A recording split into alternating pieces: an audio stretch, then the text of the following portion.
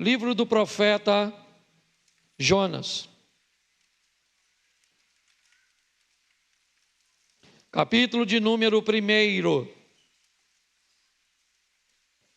O verso é o de número 2. Jonas capítulo 1, verso 2. Se você nunca leu esse livro, ele é pequenininho, de apenas 4 capítulos. Vale a pena, 10, 20 minutinhos, no máximo, você lê o livro com facilidade. Verso 2. Levanta-te, deixa eu ficar aqui. Dispõe-te, vai à grande cidade de Nínive e clama contra ela, porque a sua malícia subiu até mim. Feche os seus olhos. Senhor nosso Deus e Pai, em nome de Jesus, eu quero te agradecer por tua palavra, por tudo aquilo que o Senhor tem feito até aqui, nesta noite. O Senhor moveu corações para te adorar em louvores, moveu corações para te adorar com recursos financeiros.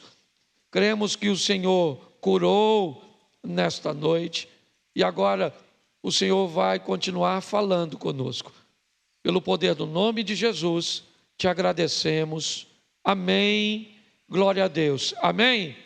Bom, eu quero ressaltar hoje rapidamente o relacionamento desse profeta com Deus e as coisas que Deus vai fazer através deste homem, mudando este homem de lugar. Em alguns momentos até parece que o Jonas está tomando algumas decisões erradas.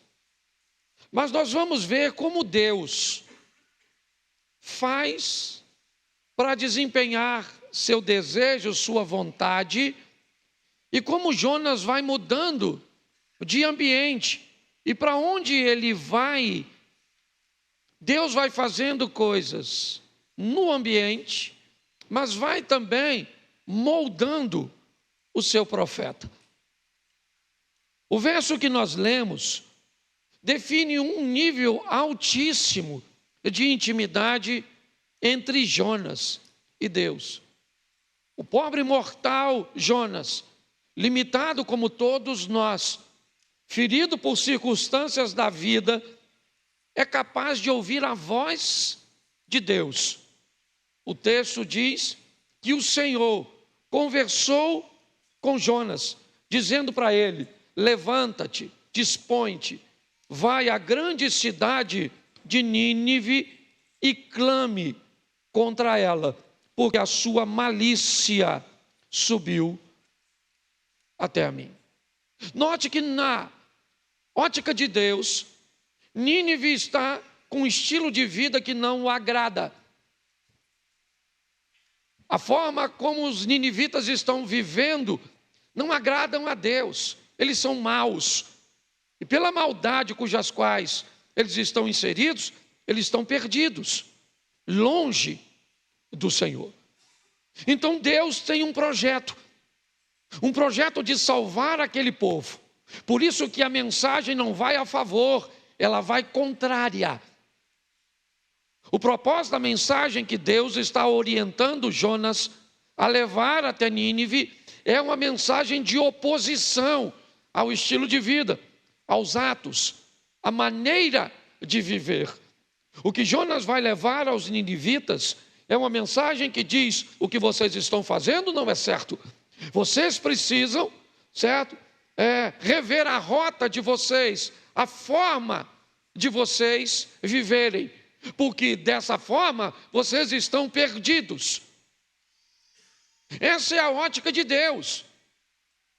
Na ótica de Deus, os ninivitas não estão vivendo bem.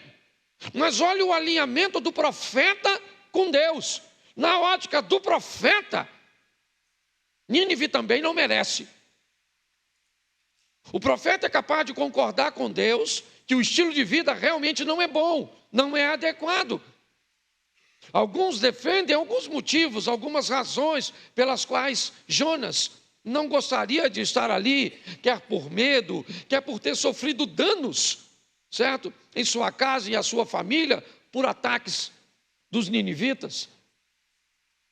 Mas o que eu quero chamar a sua atenção é que há um alinhamento entre a mente de Deus e a mente do profeta. Deus olha para o povo e diz que o povo está vivendo um estilo de vida incorreto. Jonas enxerga do mesmo jeito. Então eles estão alinhados. Há uma proximidade entre o profeta e entre Deus, entre a mente do profeta e a mente de Deus. Só que a mente de Deus deseja salvar o pecador. Deus quer resgatar os ninivitas, quer levar uma palavra de confronto para eles, para que eles se alinhem. E aí, o relacionamento entre Deus e o profeta começa a enfrentar dificuldades. Porque nessa parte o profeta pensa diferente de Deus.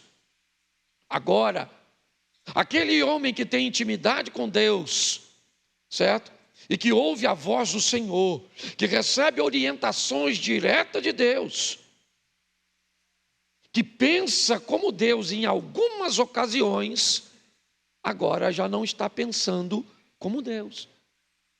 Agora ele discorda de que isso que Deus está mandando ele fazer está certo. Nem sempre nós vamos concordar com o que Deus quer que façamos. É muito bom quando isso acontece, quando há um alinhamento, quando temos a certeza. Mas quando Deus começa a dizer para você continuar com o marido, que você planeja largar, que você precisa resgatar um amor que você já deu por falido. Quando as orientações começam a entrar num desalinhamento, as coisas começam a enfrentar problemas.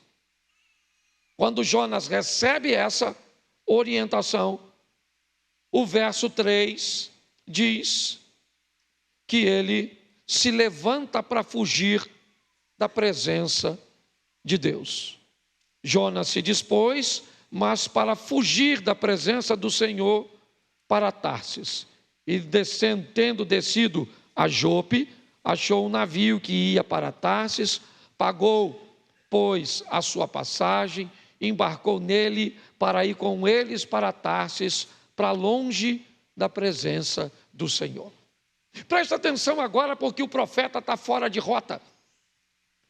Era para estar indo a Nínive e ele desce ao porto marítimo de Jope. Sua proposta é ir para a Espanha, para Tarsis.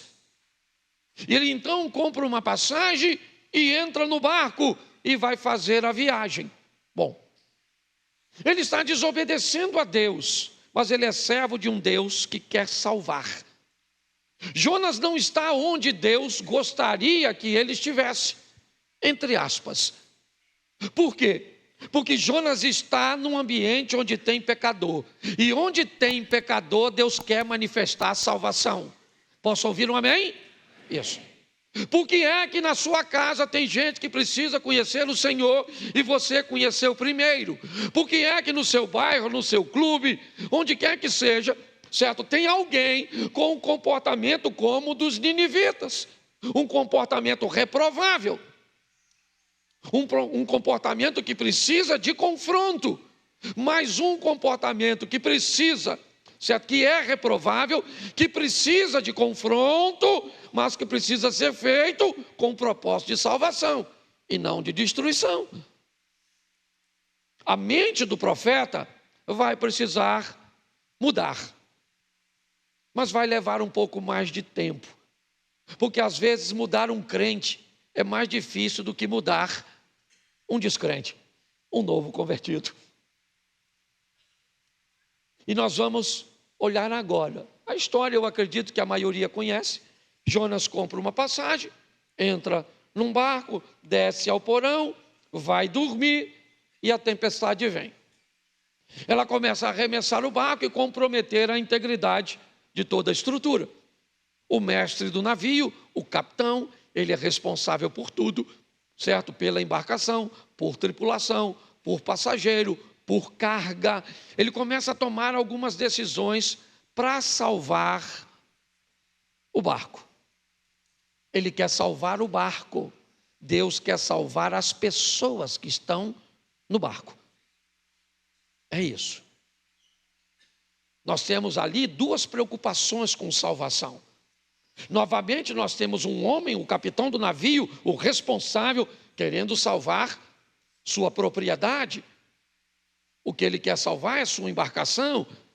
Ele quer salvar também toda a mercadoria que ele transporta. E, obviamente, quer salvar as pessoas de não morrerem afogadas. Mas há alguém nessa ocasião que está querendo salvar as pessoas. Não simplesmente de morrer afogado, mas de perderem, a oportunidade de estar novamente um dia com Deus em glória. Então, o problema está inserido. Jonas está dentro do barco, a tempestade veio, localizam Jonas e alguém pergunta a ele: quem você é? Identifique-se. De que povo? De onde você está vindo? Que Deus você serve? E Jonas então narra sua experiência do verso 2.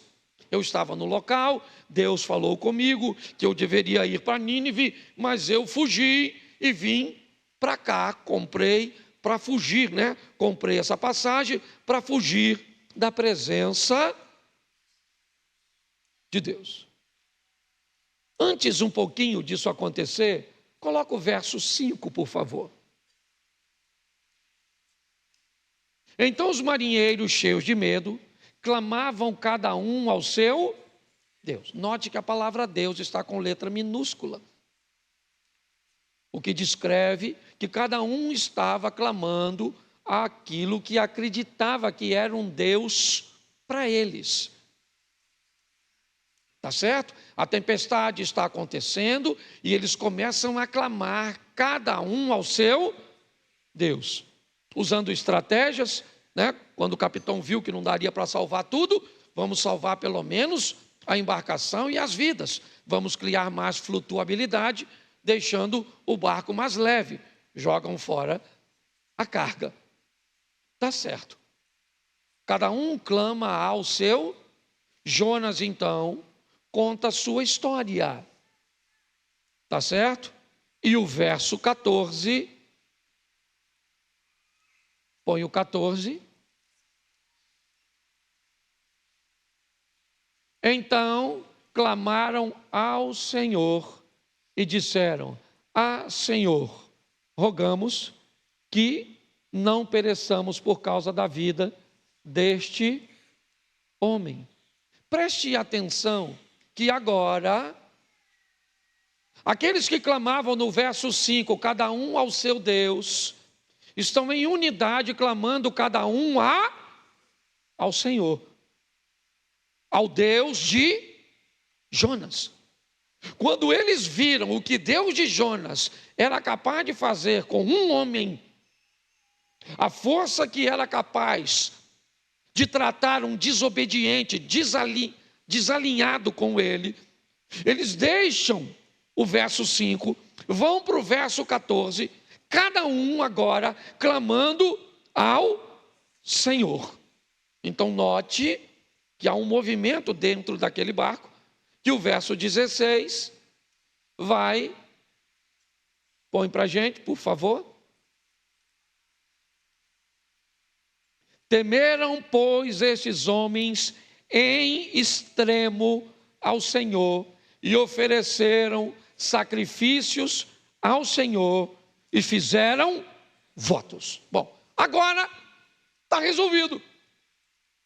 O problema está resolvido. Certo? Temeram ao Senhor, fizeram votos ao Senhor, ofereceram sacrifícios ao Senhor, e agora aquele barco sabe quem é o Deus verdadeiro. Então está na hora de tirar Jonas de lá. A missão acabou. Deus salvou as pessoas que queriam. O barco está salvo, está tudo certinho, todo mundo lá dentro sabe que ele é Deus. Então a missão de Jonas havia terminado, certo? Então ele é lançado fora do navio.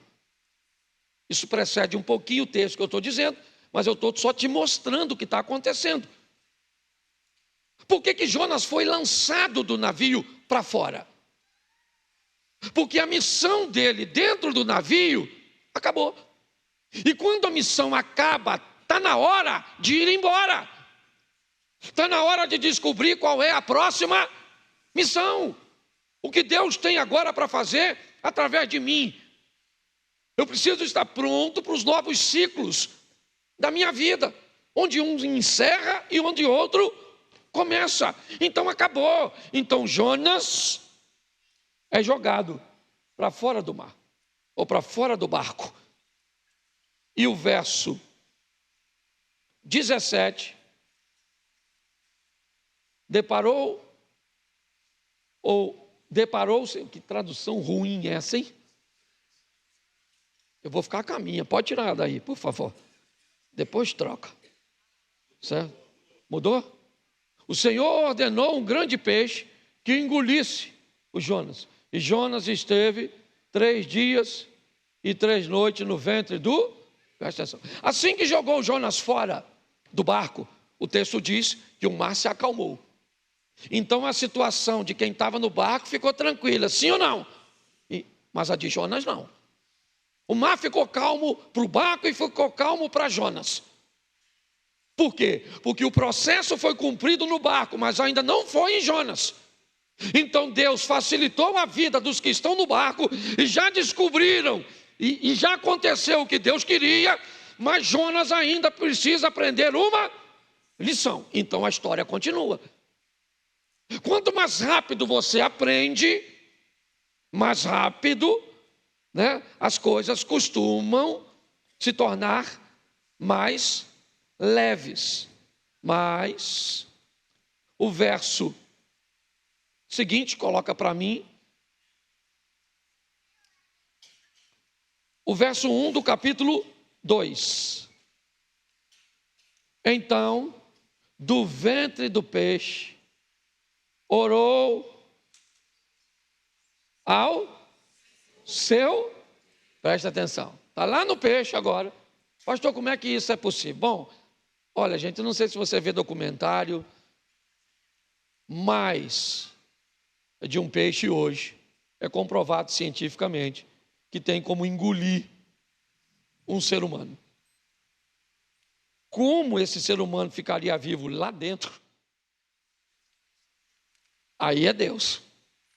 Mas engolir, você viram esse dia o cara no Chile? Engoliu com caiaque e tudo. Viu? Certo? Mas graças a Deus devolveu. O cara, achei até que era Jona. Certo? Mas estava de caiaque. Eu falei, não. Tá certo. Mas presta atenção. Agora, lá do ventre do peixe, o Jonas vai orar ao Senhor. Ele vai clamar ao Senhor. E a oração que ele faz é algo sensacional. Vamos lá. Na minha angústia, clamei ao... Isso. Lembra desse texto? Alguém lembra dele? Na verdade, ele não está orando, ele está recitando o Salmo 120. Na minha angústia, eu clamei ao Senhor. Lembra? Falando da alma dele. Livra-me, Senhor, da língua enganosa. Que será dado à língua enganosa? Brasas vivas de zimbros, setas, Todo o texto do Salmo 120. Ele está clamando e dizendo, na minha angústia, clamei ao Senhor e Ele me respondeu. Ele está recitando o Salmo 120, agora em sua oração. Mas, no verso 9, 2:9, me ajuda aí, irmão. Esse computador nosso, só a graça do Eterno. Mas com a voz do agradecimento eu te oferecerei, o que votei ao Senhor pertence, preste atenção, olha a conversa que ele está tendo com Deus. O que Deus está querendo com tudo aquilo? Salvar Nínive, certo? Ele queria? Não. Então ele foge e entra no barco e Deus diz, então tá bom, vou te usar para salvar essa turma que está no barco. Salvou a turma que está no barco? Então sai do barco e vai. Agora está no vento do peixe. Aí ele diz, Senhor, né? Ou na minha angústia clamei ao Senhor. E agora ele ora a Deus e diz o quê? O que eu votei pagarei, porque a salvação pertence ao... Então tá bom o que ele está dizendo, eu vou, tá certo. Se a missão terminou, ele vai cumprir. Porque você lembra de Jó 42:2, lembra? Porque os teus planos não podem ser frustrados. Então Deus vai cumprir o seu propósito, porque Ele é soberano. É assim que funciona. Ele diz, a salvação pertence ao Senhor e eu vou para Nínive. Então está na hora de fazer o quê? Sair do peixe. Porque a missão no peixe já se cumpriu. A missão no peixe era convencer o profeta de que do que Deus queria fazer e que ele iria ser usado como instrumento. Jonas disse, o que eu votei pagarei. E eu sei, tá bom, a salvação pertence ao Senhor. Eu não gostaria de ir lá. Mas um servo de Deus não faz o que quer, faz o que é preciso. Posso ouvir um amém da igreja? Isso. Tá certo? Ele faz o que é preciso. Então entendeu, está na hora de sair do peixe. E agora nós vamos para o capítulo 3, verso 3. Levantou-se, pois, Jonas e foi a Nínive, segundo a palavra do Senhor. Ora, Nínive era cidade muito importante diante de Deus e de 3 dias para percorrê-la, certo? Quando a Bíblia fala, percorreu a distância de um sábado, é 1.400 metros, certo? Por guardar o sábado, eles não andavam mais de 1.400 metros. Mas a caminhada de um dia, só para você entender isso, era aproximadamente entre 25 a 32 quilômetros. Vamos pegar por baixo, 25, certo?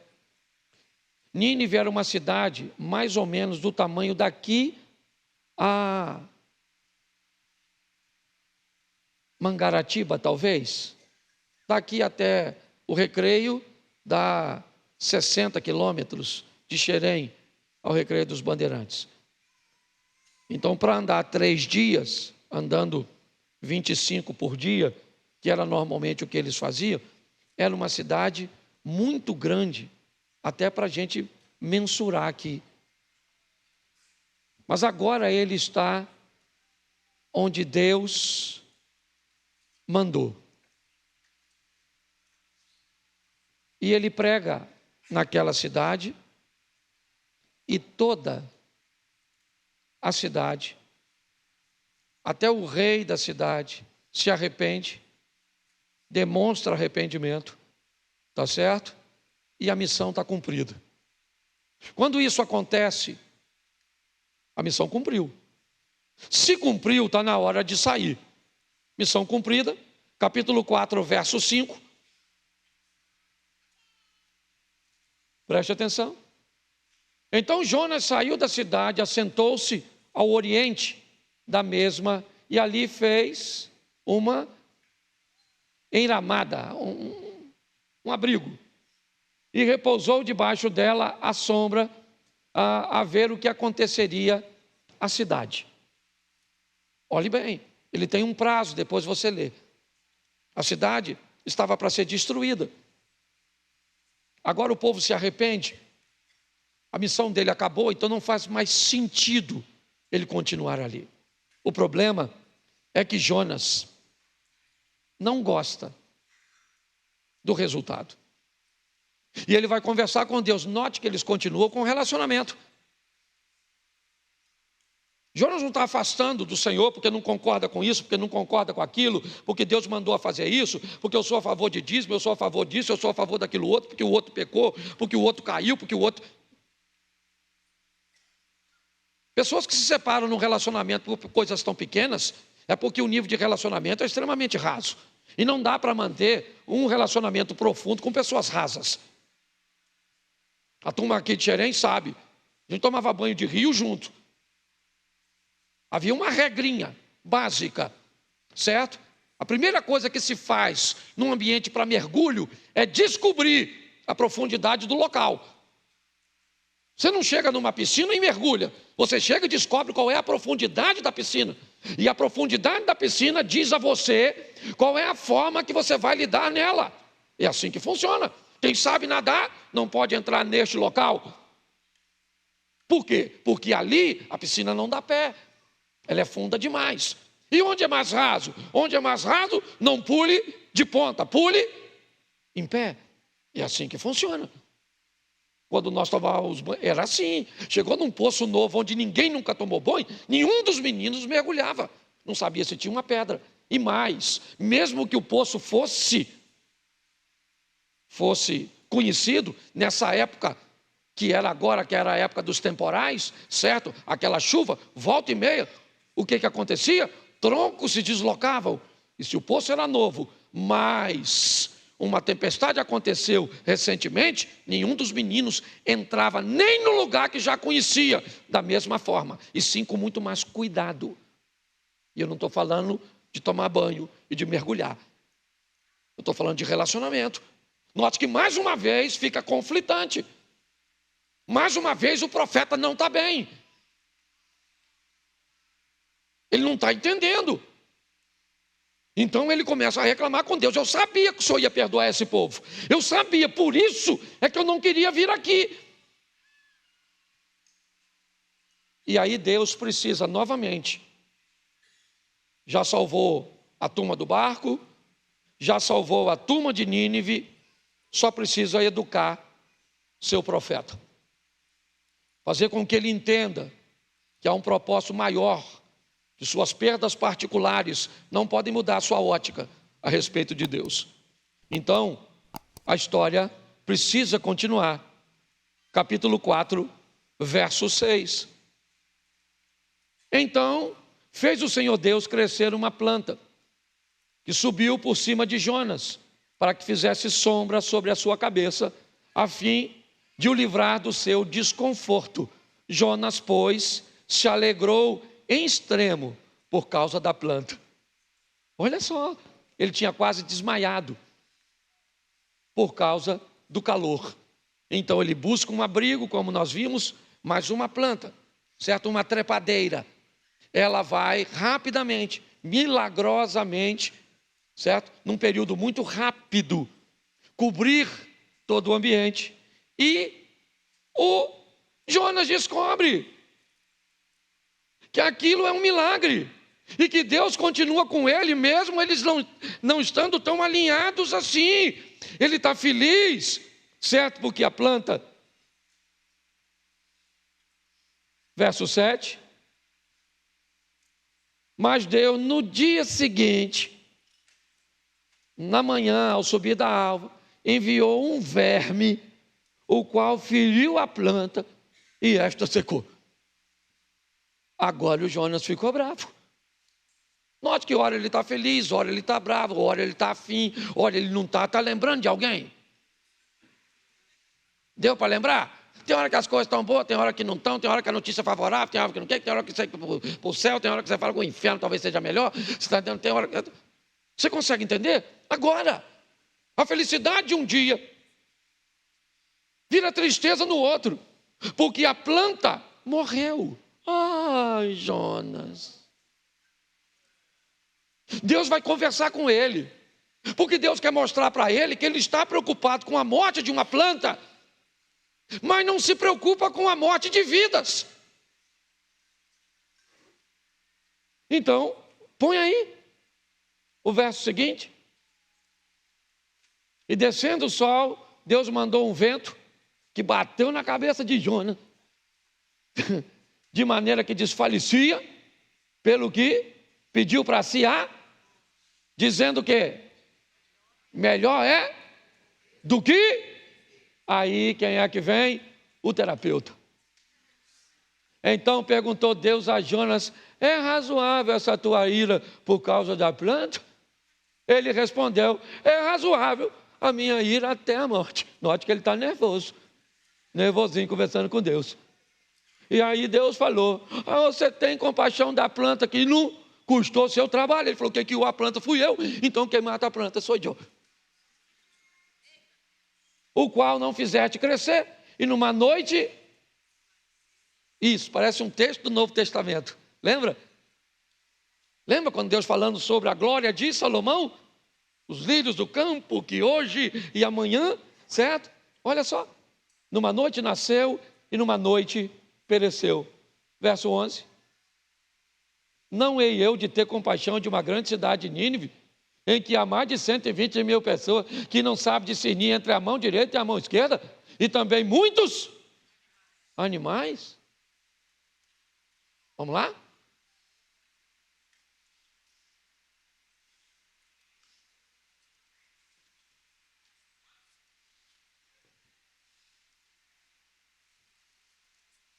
Foi porque o texto acabou. Fiquei empolgado. Deixa eu pegar o meu fechamento. Preste atenção o que Deus está dizendo para ele. Olha só que coisa extraordinária. Fala, cara, você está preocupado com a planta? E não está preocupado com as pessoas? Você ficou triste porque eu salvei uma cidade. Olha só. E agora? Você está triste porque uma planta morreu?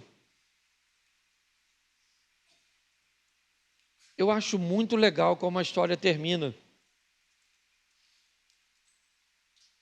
Porque provavelmente Deus e Jonas tiveram outros embates. Outras histórias que não bateu. Outros momentos que Jonas não entendeu. Mas o relacionamento entre Jonas e Deus não terminou porque ele não entendeu. Não terminou porque o desfecho não foi o que ele gostaria que fosse. Jonas entendeu que por onde ele passava, o propósito era o mesmo: salvar pessoas.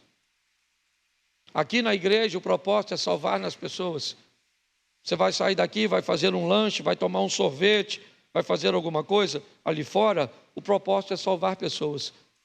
As pessoas que estão lá no estacionamento, estão trabalhando, não é guardando carros. É salvando pessoas. As pessoas que estão ali na recepção, elas não estão segurando uma placa. Não. O que elas estão fazendo? Elas estão salvando pessoas. O pessoal que está aqui cantando e ministrando, o que eles estão fazendo? Salvando pessoas. Salvando pessoas. Salvando pessoas. Já já o culto termina. Para onde nós vamos? Para outro lugar. Talvez o barco, talvez Nínive, eu não sei. Mas onde estivermos, na escola, no trabalho, no clube, na vizinhança, o que nós devemos estar fazendo? Salvando pessoas. Levando pessoas a conhecerem ao Deus que você conhece. Quem são essas pessoas? Todas elas. As que você gosta e as que você não gosta. As que você acha que merece e as que você acha que não merece. A salvação é para todos. Seja essa pessoa um estereotipo cujo qual você se agrada ou você concorda, esteja ela vestida do jeito que estiver, se ela está sóbria, se ela está dopada, se elas mantêm relacionamentos heterossexuais ou homoafetivos, se elas são de direita ou de esquerda, se são políticos ou empresários, Qual é a diferença que isso faz para você, Jonas? Talvez muita. Para Deus, nenhuma. Desde que uma mensagem de confronto seja lançada, desde que um arrependimento venha a ser trazido pelo mover do Espírito Santo, desde que uma conversão se estabeleça e desde que as crises vividas nesse processo não nos afastem de Deus. Essa ausência nossa de entendimento da totalidade, que faz com que eu não queira que aconteça assim, eu não concordo com aquilo, reclamo de uma coisa, mas tolero outra, certo? Como diz a Bíblia, eu vou coar um mosquito e vou engolir um camelo, deixo passar algo grande, mas vou apontar defeitos pequenos. O processo é salvar pessoas. E quem ele vai usar? Eu e você. Porque Jonas, ele não está mais aqui. Nínive também não. Aqui é Mantiqueira, Xerém, Santa Cruz da Serra, Figueira, Saracuruna. Aqui é Duque de Caxias, é Nova Iguaçu. Aqui é o Rio de Janeiro. É assim que funciona. São as pessoas que precisam ser alcançadas. Assim que eu cheguei na igreja, hoje, uma menina me chamou. Pastor, eu preciso falar com o senhor. E é particular, estava quase para terminar o culto, para começar o culto. Eu falei, pode ser aqui? Ela falou, pode. Ela me levou no cantinho e disse, eu preciso falar com o senhor. Porque no último culto eu aceitei Jesus, mas não fui lá na frente. O senhor pode orar por mim, porque eu estou recebendo Jesus. E alguém recebeu Jesus antes do culto começar. Porque Deus é quem salva. Então eu não sei o que você veio fazer hoje aqui. Talvez só ouvir uma palavra. Nem todo mundo encontrou Jesus no mesmo dia. Mas talvez você tenha sido trazido hoje aqui. Porque esse é o barco, eu sou o Jonas. E talvez hoje você faça parte da tripulação. Talvez você hoje seja um passageiro. Talvez hoje para você não seja Nínive, ou não seja o barco, seja Nínive. E você seja um ninivita. Que Deus usou o louvor, a oferta, a palavra, para alcançar você.